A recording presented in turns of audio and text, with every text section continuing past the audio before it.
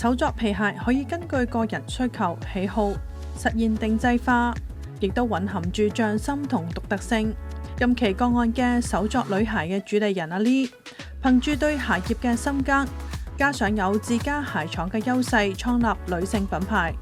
由揀款揀料到鞋花鞋扣搭配，甚至針對大細腳、扁平足等進行局部嘅調整。而家更試水轉型線上，喺市場變化當中尋求新嘅增長空間。其實我哋就要將性價比做到同呢啲網購平台嘅去競爭咯。咁我哋之前有做過街鋪啦，差唔多係4萬幾蚊一個月啦。咁而家去到我哋樓上呢啲鋪頭嘅話，連埋倉庫可能係1萬蚊都唔使嘅。係啦，將自己嘅呢個成本降到最低之後，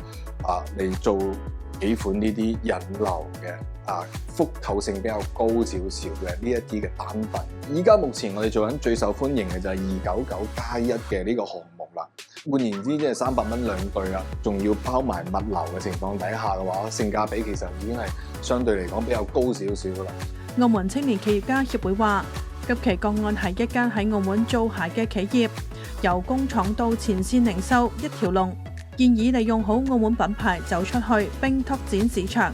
例如利用澳門商會嘅優勢，將產品進駐澳品匯，令到更多嘅外地客人認識澳門有自家製作嘅鞋履品牌，參加政府嘅往外展覽活動。好多時候政府會連同商戶一齊往外訪問並作展覽，宣傳澳門嘅產品同品牌。呢啲展覽往往都係一啲低成本嘅宣傳機會。第二方面，我哋講緊嘅就係話要自己喺網絡上邊去做一啲宣傳啦，包括你要做直播啦，你要拍視頻啦，你要去影一啲model 嘅圖片啦，通過各大嘅平台嘅互動啦，嚟到去吸引啲 fans 過嚟啦。中銀中小企服務中心就建議借力主流平台吸引流量，吸引注重品質嘅職場女性，利用短視頻突出稀缺性，實現線上引流、線下體驗，構建品牌故事。以澳門下二代嘅匠心傳承為主題，拍攝短視頻，展現由揀皮、打版到手工縫製嘅全流程。喺國內各大平台發佈嘅時候，加入澳門嘅街景、葡式嘅建築等嘅視覺元素，強化地域文化符號，提升品牌溢價。其實將來嘅話咧，我哋依然都係去 focus 喺呢個線上呢一 part 嘅，希望可以喺其他平台嘅線上能夠做得更加優秀咯，將呢個實體店嘅形式就徹底轉成呢個工作室線上嘅呢個運營模式。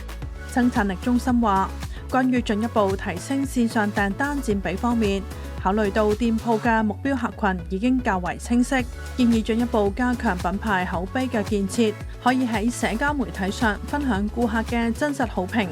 通過短視頻又或者係高質量嘅圖片展示定製鞋嘅細節工藝同舒適性，營造專業可信嘅品牌形象。針對內地客戶市場，可以考慮開設內地社交平台賬號，並進行精準廣告投放，以擴大潛在客戶嘅觸及範圍。